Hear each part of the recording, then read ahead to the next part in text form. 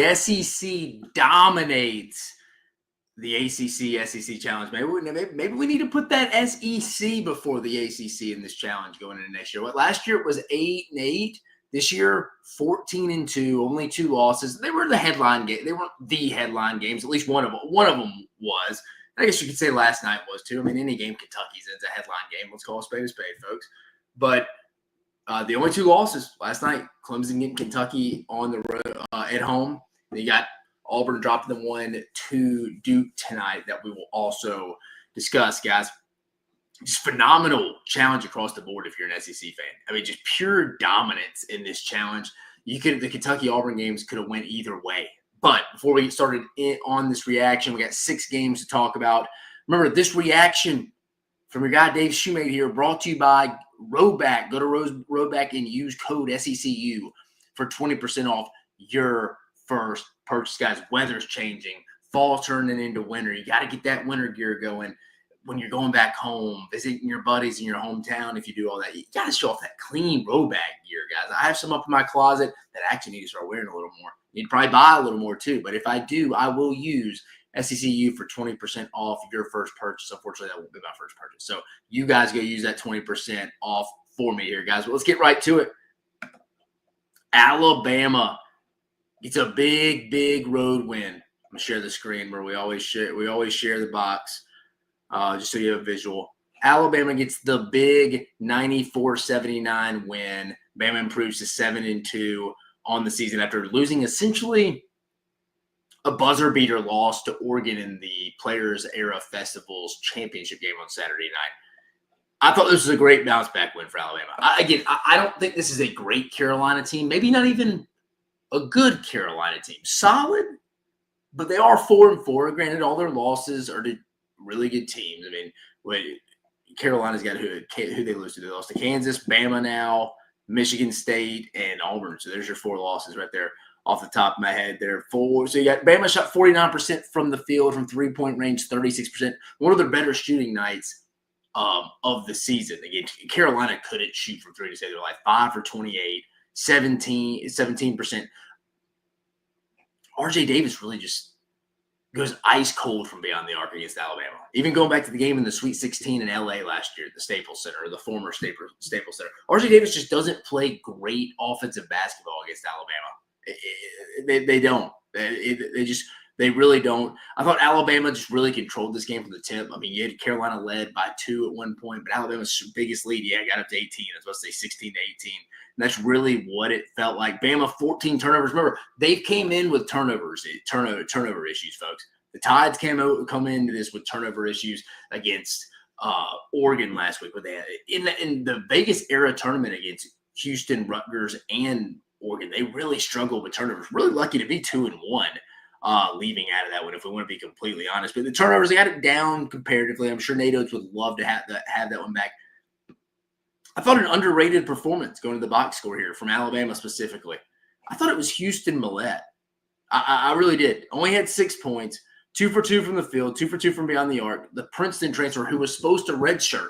But remember, Bama's best pure shooter, Latrell Wrightsell, tore his Achilles in that championship game, tore his Achilles tendon in that championship game against Oregon, had surgery today. He's out for the year. He may get a medical redshirt. He's right at that game. At 8th game, get you a medical redshirt. He could get it probably if he wants to apply for it, be back next year. But my point being, Houston Millette, phenomenal performance. I think he led Alabama in blue-collar points, had 3 rebounds, played really good defense, shot 100% from the field there, 1,000%, whatever way you want to call it, 2 for 2. Again, I just brought some energy off the bench. And again, this was a guy that was Alabama was looking out for his best interest, redshirting him. I think he committed to Alabama, if I remember right, while they were heading to the NCAA tournament in Spokane, if I remember right, from Princeton.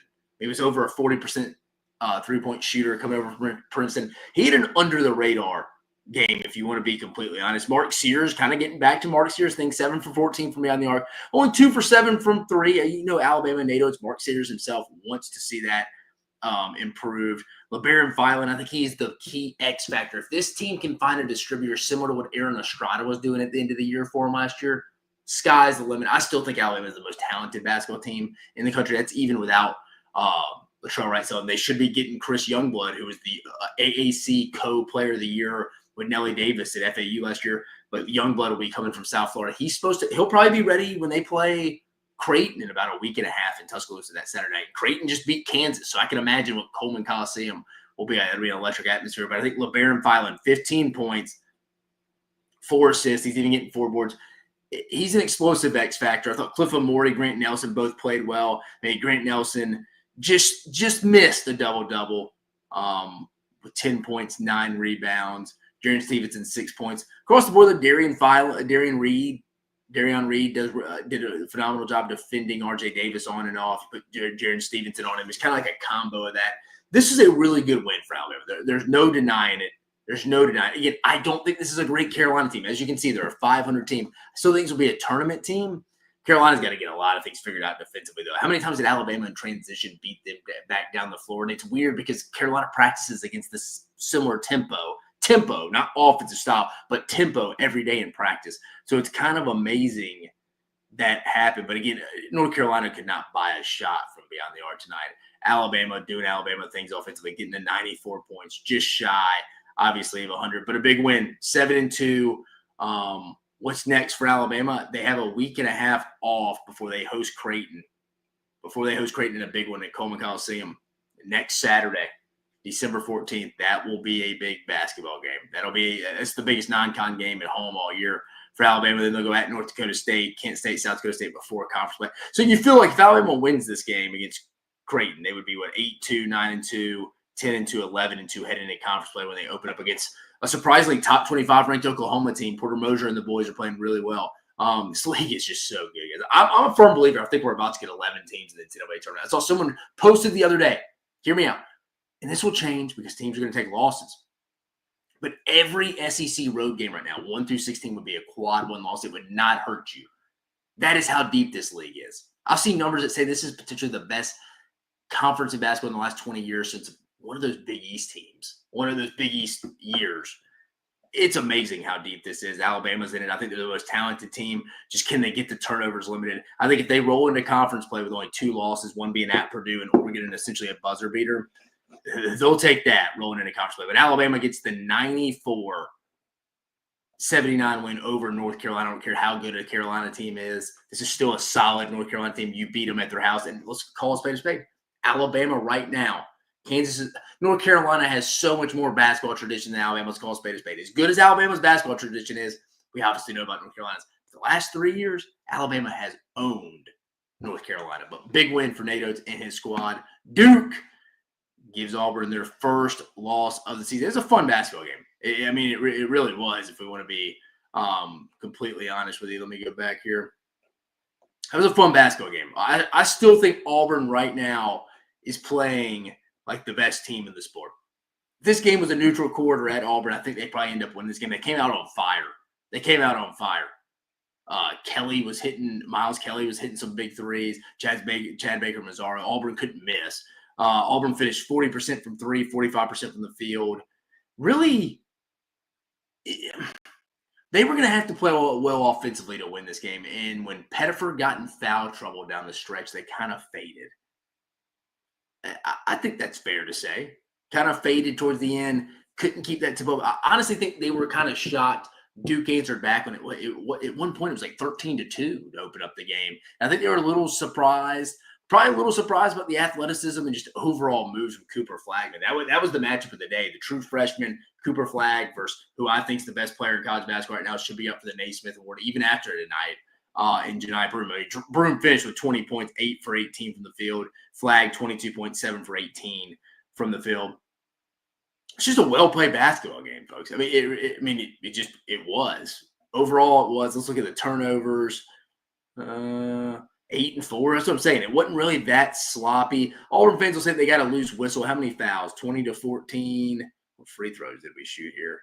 Auburn shot 12. Yeah, there was a big free throw discrepancy there. 15.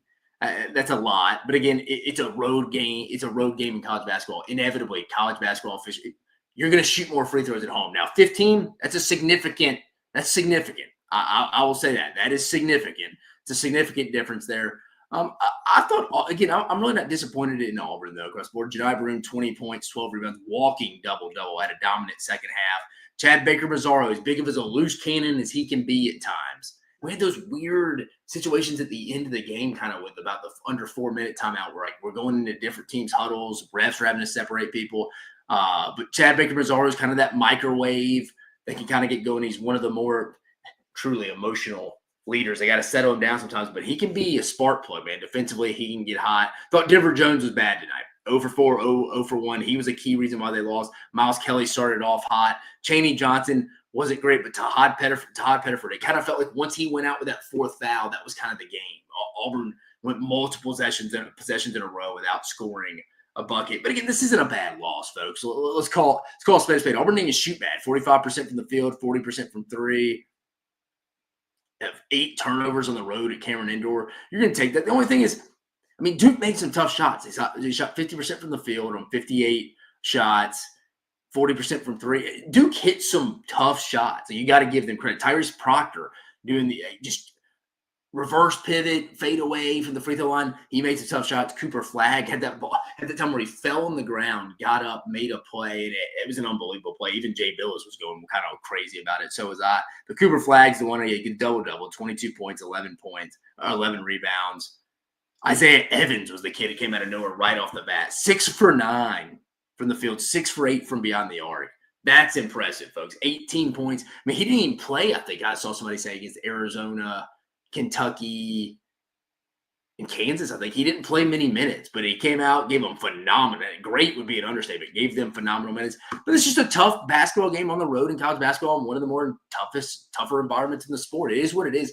I picked Auburn on my show on Monday to win this game, and then today I put my official predictions out, and I picked Duke on my show Monday. So I was like, Auburn's just due not to play a complete game, their first real road test. I said this all the time, first real road test at the beginning of a college basketball season in November, December, whenever you're playing it.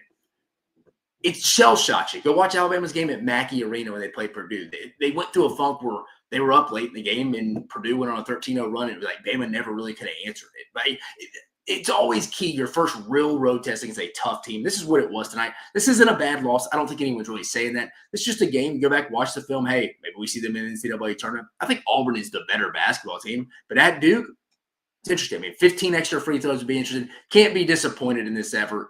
Just kind of went cold down the stretch. It is what it is. Duke gets the 84-78 win over Auburn. One of the ACC's few wins, actually one of 2. Florida controls the second half against Virginia. Let me bring up the box score here. This was a game that was kind of a tale of two halves, as our guy Avery Johnson would say, folks.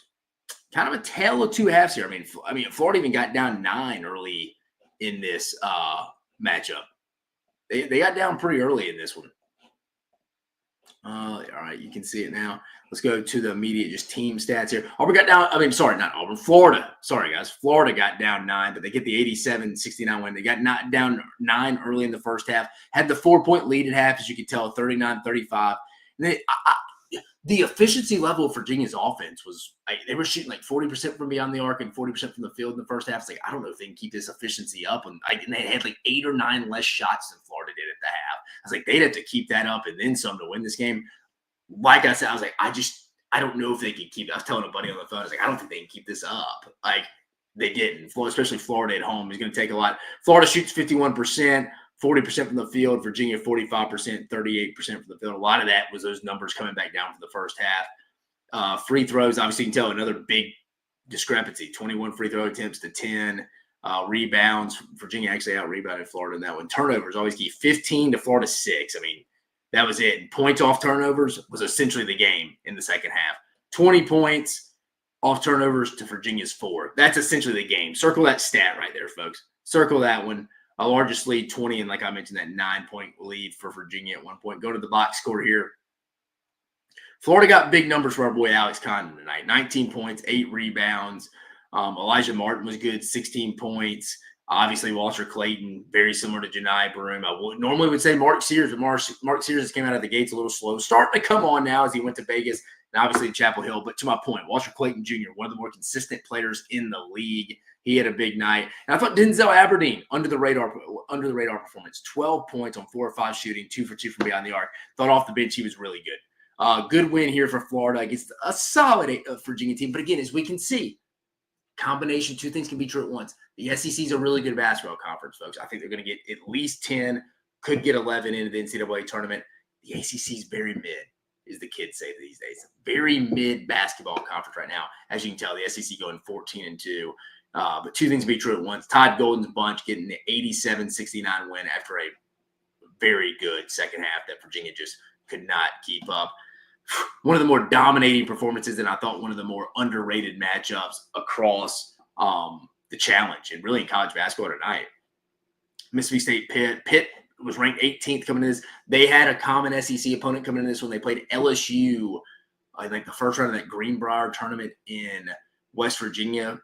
Pitt got the win. I thought this was this was a good win for Mississippi State. Not only just because of the win, because of how they handled it. 90-57, just dismantling Mississippi State. Pitt in this one. Sorry. Here we go. Going to the team box score here. Mississippi State shot 57% from the field, 33% from three-point range. God, just dominated the boards, 49-27. Whew, just dominance. Turnovers, 14-11. Pitt actually had last. I'm actually fired up to go back and really watch this one. Again, there's not a lot to watch, but it kind of speaks for itself. Largest lead, 35, and Pitt never led. I mean, this was like one of the more impressive wins of the day. And again, this is honestly, let's think about this. I saw this too. This was only with 12 points from Josh Hubbard, and him going 5 for 12 from the field, 2 for 6 from beyond the arc. Michael Woko had a big game, RJ Melendez. And then the big one, Keyshawn Murphy off the bench, 20 points, 7 rebounds, 8 for 10 from the field. Didn't really shoot a three, but Mississippi State, 57% from the field, 33%. Dominant win at home. This just shows you how good the league is. Shows you how good and this wasn't even a phenomenal night for Josh Hubbard, who we've been waiting. Like Riley Kugel didn't have a big game either after having 3 really good ones. Only put up 5 points, 2 for 6, didn't hit a 3. This was just shows you how Mississippi State can beat you, and this is a solid Pitt team, one of the few teams in the ACC that were ranked. This is the one. If I was the ACC, I'd be a little concerned. Not North Carolina losing. Obviously, Duke won. But this would be, I'd be, dang, how did we lose that game? But give Chris Jans and his squad credit across the board in this one. I mean, phenomenal win. Sorry, I didn't even look ahead to Auburn and Florida schedule. Well, I'll go back to that before we close tonight. But just looking at Mississippi State's schedule, got Prairie View A&M, McNeese. That's Will Wade and them. They'll be solid. Central Michigan at Memphis will be a good one. Bethune-Cookman before they start conference play. So really, 2 to keep an eye on if you're a Mississippi State fan. McNeese, they're dangerous out in the Southern Conference out there. They'll probably win that league. And then at Memphis, obviously, Memphis made the Maui Invitational Tournament Championship, lost to Auburn, but they're an improved team, penny and much. So 2 decent games coming up for Mississippi State across the board. And let me bring up, just because we didn't talk about it, I don't want to do that. Let me stop sharing the screen. I didn't want to talk about it. Let's pull up Auburn just so I can talk about it, just so I can say, all right, here's Florida. Let me pull up Florida's schedule here. So here we got Florida coming down the stretch at 9-0, one of the few SEC teams undefeated still. They got Arizona State. They have North Carolina, North Florida, who's a solid mid-major team, and Stetson before they open up with at Kentucky in conference play. So, I mean, you got Carolina, which I think Florida's a top 10 team right now. I think they're better than North Carolina. It just is what I don't know how North Carolina will even stop Florida. So I got Florida winning that game. Florida will probably go into conference play undefeated. They probably will. And then Auburn finishes with Richmond, Ohio State and Atlanta, Georgia State, and then Purdue and Birmingham and Monmouth before they open up with Missouri. So Purdue and Birmingham and Ohio State would be the two circles. So most teams have about 2 legit games they could potentially lose, 1 or 2 before we get into conference play. And conference play, remember, folks, that starts on Saturday, January 4th. For everybody. Remember, man, I'm fired up for conference play this year. But 2 more games we got to talk about. Texas holds off NC State. This was a game I thought NC State would win. It was just a field game, and obviously I was wrong in this one. But it went about how I thought. I just thought it would go an opposite way here for Texas across the board. So let's look at the team stats here. Let me share it for you. Here we go. 63-59 win. Trey Johnson, obviously doing Trey Johnson things. 18 points on 7 for 15 from shooting across the board. Kind of back and forth contest. Both teams. Texas shot 45% from the field. You saw NC State 44, 3%. 3-point range, 47%. That was kind of the difference. Texas shot better from there. I mean, they really did. Almost 50% from that perspective. Texas out-rebounded NC State by 7, as you see. Turnovers, it's always key. Remember, guys, I like to keep it. If you're a fast-paced, up-tempo team, if you can be 12-14 and really on the road, probably about 10-12, that's all right because you're getting so many possessions. Texas 12, not bad. NC State didn't even turn it over much either. Overall, again, back and forth. Texas got the biggest lead 9. Biggest lead from North Carolina was 5. North Carolina State was 4. Going to the box score here. I think both these teams are just solid here. I mean, for Texas, Trey Johnson, I said 18. Jordan Pope, who they need to continue to keep stepping up for him, 5 for 9 from the field, 3 for 5 from beyond the arc, 13 points. Tremont Mark, nice to see him back. 10 points, 4 for 8 from the field, 1 for 3. He's an X factor for Rodney Terry's team because we know what we're getting from Trey Johnson, one of the better freshmen in the country, just like Dylan Harper from Rutgers. Alabama saw that the other night. But if you can get this from Jordan Pope and Tremont Mark, if you can get the combined 5 for 9 from Pope and 4 for 8 from Tremont Mark, that's big. Mark coming back from injury. Circle that, guys. Circle that. That could be big because they're getting nothing from Julian Larry right now on this bench. I mean, the bench only scored 9 points combined. That's not great. It's just, where do they get their points when they really start playing better teams? That's my only thing with Texas is a little concerned. I know what I'm getting with Trey Johnson. Let's look at it. Glass half full, though. Tremont Mark being back. Circle that. That'll be key. They need him to be the X factor from that perspective. But Texas gets the 63-59 win over NC State. And then finally, the last matchup of the night, the 16th win. Or sorry, the 14th win in this challenge. Vanderbilt gets the road win at Virginia Tech. Pull up the box score for you here. No.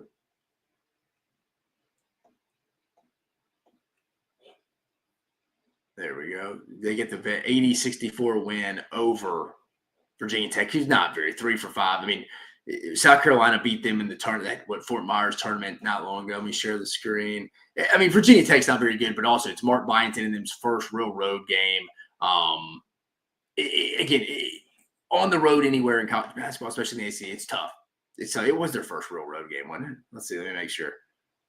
Pretty sure it was. Yeah, first. That's what I'm saying. The Auburn, Purdue, Alabama. It's an adjustment. It's an adjustment. Let's be honest. But Vanderbilt shot 52% from the field, 33%. Virginia Tech just not a great shooting team. They lost Sean Padula, their best scorer, who we all know is at Ole Miss now. Rebounds. Vanderbilt got out rebounded, but Vanderbilt got out rebounded against Jackson State. That's Vanderbilt and Mark Byington's Achilles heel this year. Achilles tendon, Achilles heel this year. They're going to get out rebounded by most teams each night. That's been a consistent theme, even with them starting 8-1 and overachieving right out of the gates. Turnovers 8, as you can see, not a good basketball team here really. In Virginia Tech with 15 points off turnovers. 28-12. That was the game right there too. That's the game. Circle that one, guys. Points off turnovers was key tonight. It was big in the Florida Virginia game, and it's big in the Vanderbilt Virginia Tech game. I mean, you got a 16-point difference there. That's massive. 17-point lead. Vanderbilt held it once, and Virginia Tech had a lead early for Vandy. Just kind of scoring across the board. Devin McLaughlin 6, Tyler Nichols 6, Chris Mannion's 5, Grant Huffman 9, AJ Hogard 5. You get the bench doing a lot of the damage. Jason Edwards coming off, going 5 for 10, 3 for 7, Breon there for 19. MJ Collins, interesting, 5 for 12, 3 for 9, 15.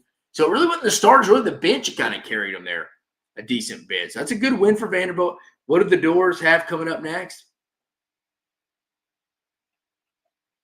We got coming up next as they head in 7-1. TCU will be tough against Jamie Dixon, that squad. The Citadel, Austin Peay, and UNO, New Orleans, before they open up conference play against LSU.